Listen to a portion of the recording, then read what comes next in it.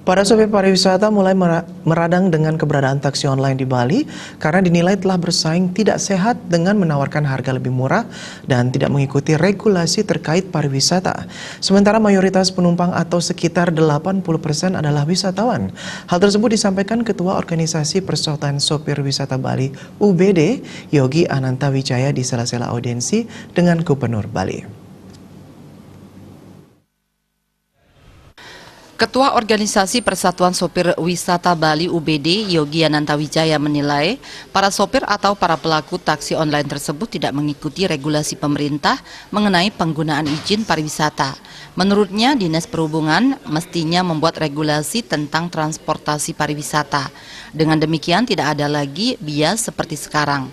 Sarana transportasi yang bisa mengangkut penumpang wisatawan atau penumpang umum tidak dibedakan secara khusus. Sopir pariwisata selama ini hanya mengangkut penumpang wisatawan, sedangkan taksi online bisa mengangkut wisatawan dan penumpang umum. Di sisi lain, Gubernur diharapkan memperhatikan keberadaan sopir pariwisata. Kami melihat para supir atau para pelaku taksi online tersebut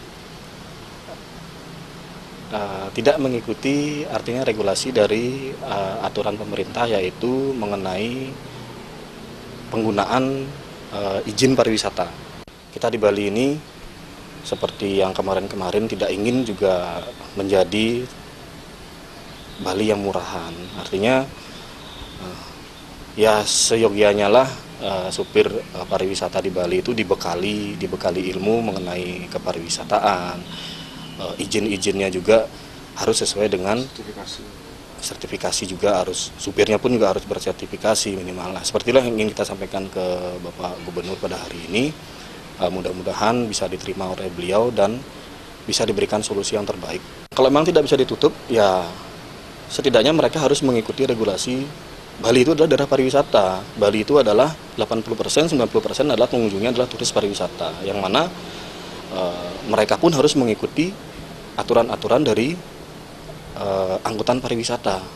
Karena selama ini bias antara mereka mengangkut tamu pariwisata dan mengangkut tamu umum. Yogi menambahkan konflik yang sudah terjadi di lapangan jangan sampai berlarut-larut terhadap pelaku pariwisata.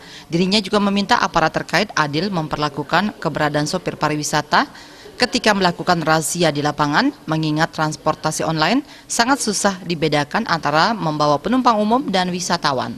Putu Ratna